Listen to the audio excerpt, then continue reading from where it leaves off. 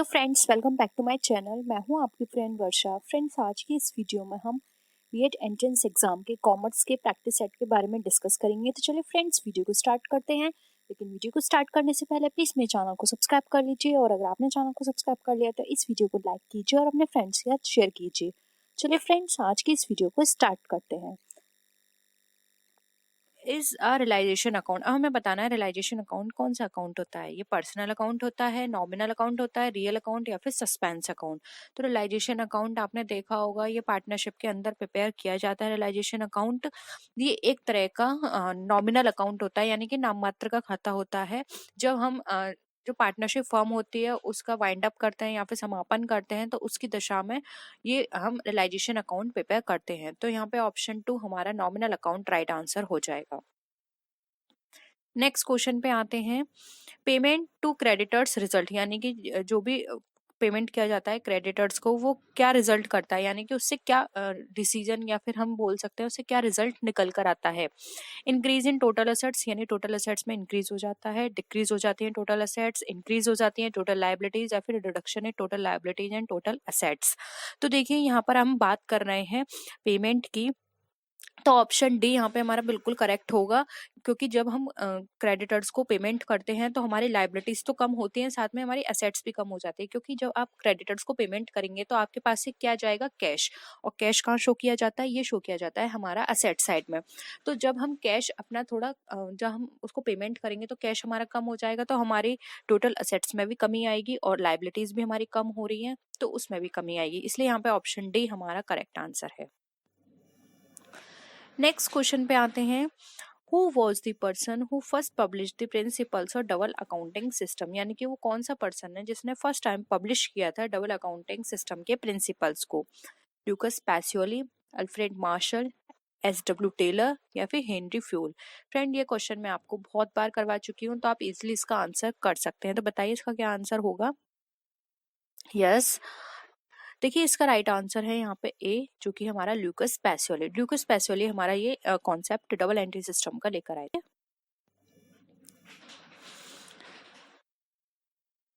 Next है which of the following is not a trade deal. अब इसमें से कौन सा ट्रेड डील नहीं है, आपको वो बताना है। अभी आपने क्वेश्चन किया था कॉमर्शियल एक्टिविटी का, ये उसी से ही रिलेटेड है, बस थोड़ा क्वेश्चन घुमा दिया है, ठीक है। जैसे कि ये है 1 lakh worth of furniture purchased for business, his sons fees to 20,000 paid from his personal bank account, employees were paid 50,000, purchase good worth 75,000 rupees. अब देखिए यहाँ पर ट्रेड डील की बात की जा रही है, बतानी है हमें किसमें नहीं है। तो देखिए उसने फर्नीचर खरीदा परचेस के लिए, वो सॉरी फर्नीचर खरीदा उसने अपने बिजनेस पर्पस के लिए, डेली बिजनेस एक्टिविटी की बात है यानी ट्रेड की। एम्प्लॉय को पेड कर रहा है, ये भी बिजनेस एक्टिविटी की बात है। परचेस करा है उसने अपने बिजनेस के लिए कोई भी माल 75,000 रुपए का, ये भी बिजनेस एक्टिविटी की बात है। हमें यहाँ पे बताना है नहीं है, तो देखिए यहाँ पर हमारा 2 राइट आंसर हो जाएगा। उसने अपने बच्चे की फीस दी है अपने पर्सनल अकाउंट से, इसमें कोई भी ट्रेडिंग एक्टिविटी नहीं हो रही है, इसलिए यहाँ पे ऑप्शन 2 हमारा राइट आंसर हो जाएगा, ठीक है।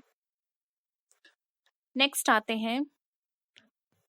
The basic principle of accounting applies to debit granting credit. अब इसका जो लेखांकन का जो मूल सिद्धांत पाने वाला डेबिट देने वाला क्रेडिट लागू होता है, वो कहाँ लागू होता है, प्रॉफिट एंड लॉस अकाउंट में, in real account, in personal account, in cash account.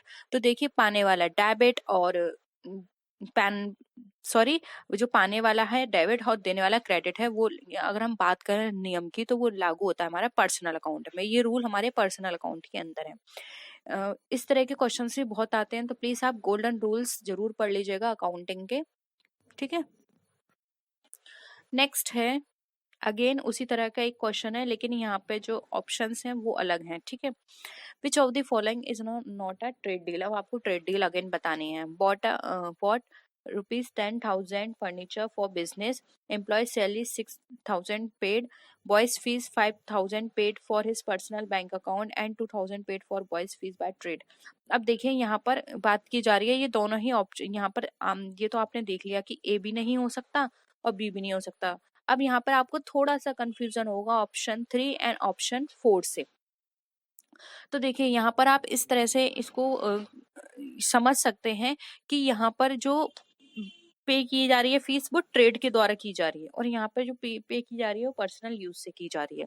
अब ट्रेड के द्वारा की जा रही है फीस, तो देखिए यहाँ पर अगर हम बात करें तो सौदा हो रहा है, क्योंकि यहाँ पर क्या है वो उसने बिजनेस पर्पस से बिजनेस का जो भी अमाउंट था वहां के थ्रू उसका पेमेंट किया है, जबकि दूसरे में उसने कहाँ से किया, अपने पर्सनल अकाउंट से। तो यहाँ पे अगेन राइट आंसर हो जाएगा 3, और 3 जो है वो ट्रेड डील नहीं है, बाकी फर्स्ट सेकेंड एंड फोर्थ हमारे ऑप्शन ट्रेड डील के अंतर्गत आते हैं। ठीक है, नेक्स्ट क्वेश्चन पे आते हैं।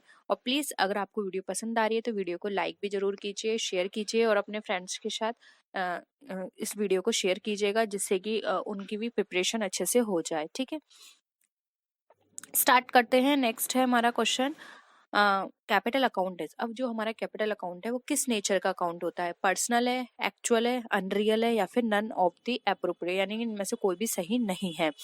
तो यहाँ पर हम देखें तो पर्सनल अकाउंट हमारा किसको बता रहा है, ये एक पर्सन को रिप्रेजेंट कर रहा है, एक संस्था की में जो भी इन्वेस्ट किया गया है उसको रिप्रेजेंट कर रहा है। तो यहाँ पर ये पर्सनल अकाउंट राइट आंसर हो जाएगा, ऑप्शन ए यहाँ पे हमारा करेक्ट आंसर है। नेक्स्ट क्वेश्चन पे आते हैं, डुअल अकाउंटिंग सिस्टम स्टार्टेड, यानी कि दोहरा लेखा प्रणाली होती है वो कब स्टार्ट की गई थी, यानी कहाँ, इंडिया में, इटली, इंग्लैंड, या फिर नन ऑफ दीज। तो डबल अकाउंटिंग सिस्टम की बात करें तो ये स्टार्ट की गई थी हमारी इटली में। ठीक है, किसके द्वारा, ल्यूकस पैसियोली के द्वारा 1494 में। ठीक है, नेक्स्ट आते हैं, the property account is debited to the original price of the assets in the buyer's books and the total interest amount is debited. अब यहाँ पर ये क्वेश्चन पूछा जा रहा है कि जो भी धनराशि से कौन सा अकाउंट डेबिट किया जाएगा। यहाँ friend interest account is debited, यहाँ पर ना स्पेस है, यानी कि ये फिलिंदा ब्लैंक है, ये आपको फिल करना है। तो देखिए यहाँ पर जो डेबिट हुआ है ओरिजिनल प्राइस से क्या हुआ है, प्रॉपर्टी अकाउंट। अब ये बात की गई है बायर की बुक में, और टोटल इंटरेस्ट अमाउंट जो है वो किस अकाउंट के थ्रू डेबिट किया जाएगा, आपको इस फिलिंदा ब्लैंक में फिल करना है। इंटरेस्ट अकाउंट के नाम से, इंटरेस्ट डाउट अकाउंट के नाम से, सेलर्स अकाउंट के नाम से, या फिर ऑल अप्रोप्रिएट। तो देखिए यहाँ पर इसका राइट आंसर हो जाएगा ऑप्शन नंबर 2, जो कि है हमारा इंटरेस्ट डाउट अकाउंट। क्योंकि अभी हमें यहाँ पर पता नहीं है, इसलिए यहाँ पे इंटरेस्ट डाउट अकाउंट के नाम से हम इसको डेबिट कर देंगे। ठीक है, नेक्स्ट है, which of the following is not a movable property. अब इसमें से कौन सा मूवेबल प्रॉपर्टी नहीं है, तो आप इजिली बता सकते हैं। देखिए डेटर है, प्रीपेड एक्सपेंसेज है, स्टॉक है, परचेज है। इनमें से जो मूवेबल प्रॉपर्टी नहीं है वो है हमारी परचेज। परचेज को हम मूवेबल नहीं कर सकते, जबकि स्टॉक को हम मूव कर सकते हैं। प्रीपेड एक्सपेंसेस भी हमारे मूव हो सकते हैं, डेटर्स भी मूव हो सकते। डेटर किस तरह से मूव होंगे, आप इन डेटर्स को कहीं और ट्रांसफर कर सकते हैं, किसी और पर्सन के थ्रू ट्रांसफर करवा सकते हैं। ठीक है, यानी कि इसका जो अमाउंट है वो कोई और भी ले सकता है, उससे आप ले सकते हैं। तो इस तरह से मूवेबल हो सकते हैं, लेकिन परचेस मूव नहीं हो सकती। ठीक है, तो यहाँ पे ऑप्शन 4 हमारा यहाँ पे राइट आंसर हो जाएगा। नेक्स्ट क्वेश्चन है, which of the following is not a commercial activity. अब इसमें से आपको बताना है क्या कॉमर्शियल यानी कि जो व्यापारिक गतिविधियां होती हैं, क्रियाएं होती हैं, वो नहीं है। A person earns 500 profits by selling his old TV, यानी कि एक पर्सन ने 500 रुपए का प्रॉफिट कमाया अपनी पुरानी टीवी को बेचकर। Actions of an insurance company, एक इंश्योरेंस कंपनी के एक्शंस या फिर क्रियाएं। रनिंग अ प्रोविजन स्टोर, या फिर cooking and selling in a hotel. तो इसमें हम बात करें तो देखिए यहाँ पर जो हमारी एक्टिविटी नहीं है, जिसको हम कॉमर्शियल एक्टिविटी की बात कर रहे हैं, वो एक्टिविटी नहीं है क्या, ए, क्योंकि ये डेली बेसिस का काम नहीं है। देखिए इंश्योरेंस कंपनी में एक्शंस किए जाएंगे डेली बेसिस पर। Running a provision store daily basis पर हो रहा है। Cooking and selling in hotel, ये भी डेली बेसिस पर हो रहा है। कॉमर्शियल एक्टिविटी में ये सबसे इंपॉर्टेंट पार्ट होता है कि आप कोई भी एक्टिविटी कर रहे हैं वो डेली बेसिस पे होना चाहिए। अब टीवी वो उसने एक दिन बेची है, वो डेली अपनी ओल्ड टीवी नहीं बेचेगा। अगर वो डेली यही काम करता है तो वो उसका बिजनेस बन जाएगा। ठीक है, तो यहाँ पे ऑप्शन ए हमारा यहाँ पे राइट आंसर हो जाएगा। आई होप आपको सारे क्वेश्चंस क्लियर हो रहे होंगे, और प्लीज वीडियो अगर आपको अच्छी लग रही है तो लाइक कीजिए, चैनल को सब्सक्राइब कीजिए अभी तक नहीं किया है तो प्लीज प्लीज प्लीज, और अपने फ्रेंड्स के साथ भी जरूर शेयर कीजिए। स्टार्ट करते हैं। देखिए नेक्स्ट है, डेबिट इक्वल्स क्रेडिट, यानी कि डेबिट जो है वो क्रेडिट के इक्वल होता है। अब आपको बताना है किन किन कंडीशंस में। समटाइम्स ट्रू इन अकाउंटिंग, यानी कि कभी कभी ये सही होता है अकाउंटिंग के अंदर, sometimes wrong in accounting, always true in accounting, या फिर ट्रू अंडर स्पेशल सर्कमस्टांसेस।